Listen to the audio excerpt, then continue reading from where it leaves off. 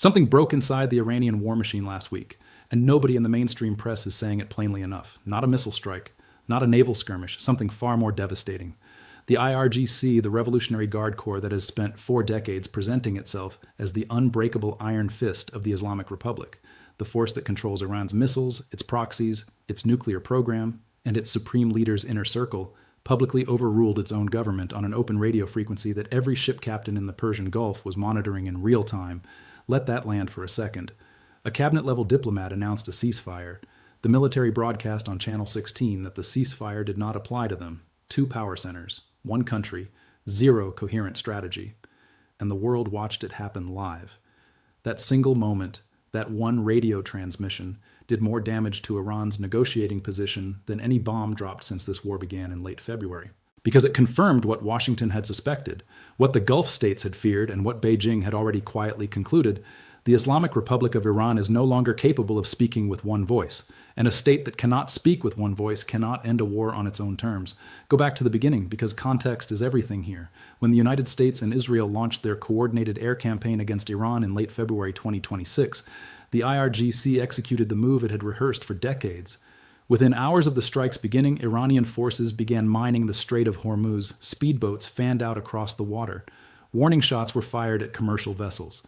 The strait, through which roughly 20% of the world's entire oil and liquefied natural gas supply flows every single day, was declared a war zone.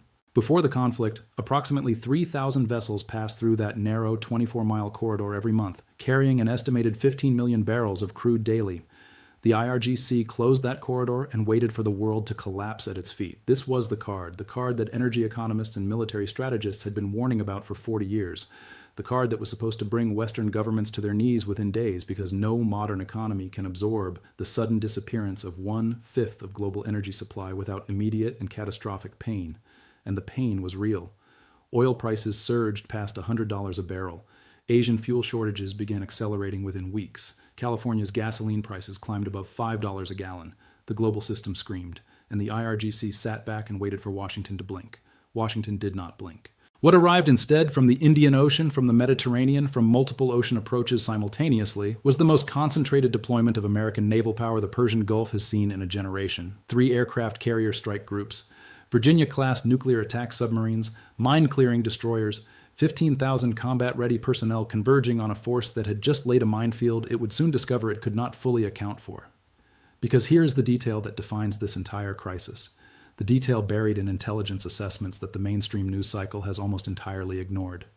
According to intelligence reporting, Iran lost track of mines it planted in the Strait of Hormuz. The Revolutionary Guard mined one of the most strategically critical waterways on Earth and then could not locate all of what it had placed. They set a trap they cannot dismantle.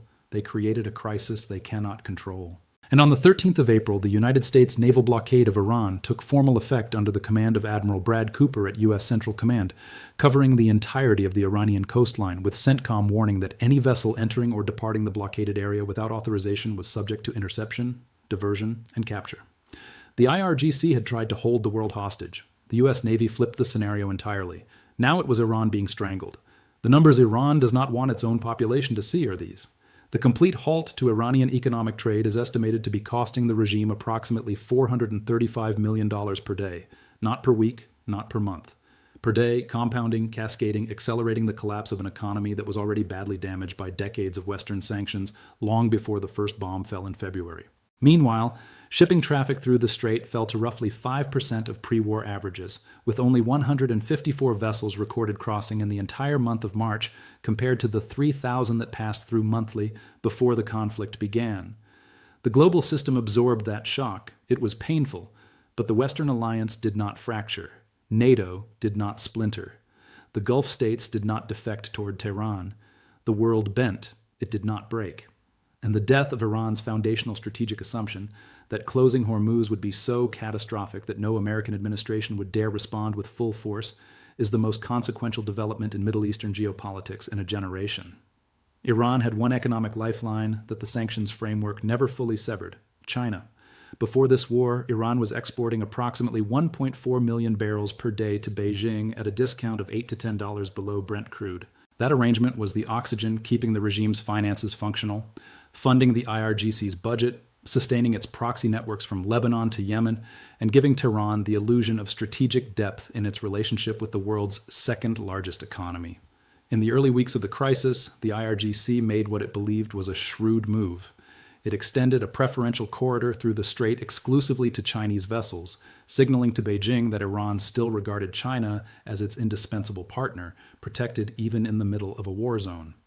China took the corridor, loaded its ships, and then began evacuating its citizens from Iranian soil, not a diplomatic protest, not a strongly worded statement, an evacuation, emergency flights, consular staff extracted, families of Chinese workers and business personnel removed from the country.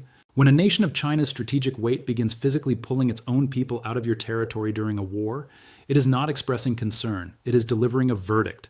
And then China quietly began rerouting its energy procurement toward UAE crude, fully legal, fully insurable, zero sanctions exposure, zero mine risk sitting right next door. The energy bridge between Beijing and Tehran was not strained, it was rerouted. Iran had no answer for that. Russia offered warm language and no commitments when Iranian Foreign Minister IRGC flew to Moscow seeking support. Moscow is grinding through its own war in Ukraine. Its military-industrial capacity is stretched. It cannot open the Strait of Hormuz. It cannot replace China as Iran's primary energy customer. It will not send its navy to challenge the United States in the Persian Gulf. China and Russia both vetoed a UN Security Council resolution on the 7th of April that would have enhanced maritime security and protected shipping in the strait. They gave Tehran a diplomatic shield at the United Nations and then adjusted their own behavior on the ground in ways that made that shield entirely symbolic.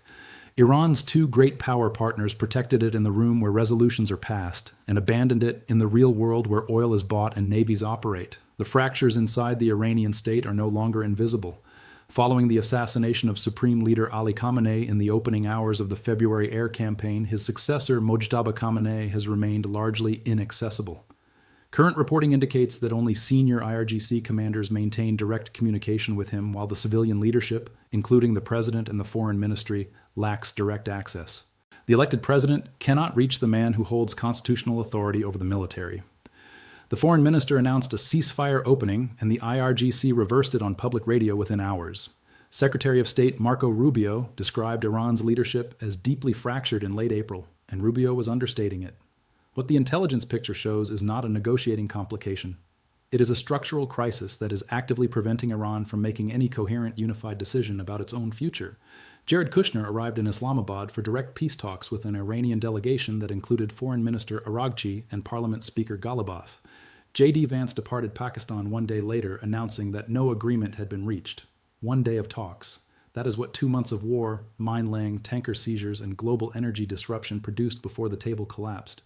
The core reason it collapsed was the same reason every negotiation with this regime collapses: Tehran's insistence on separating the nuclear file from the Hormuz file.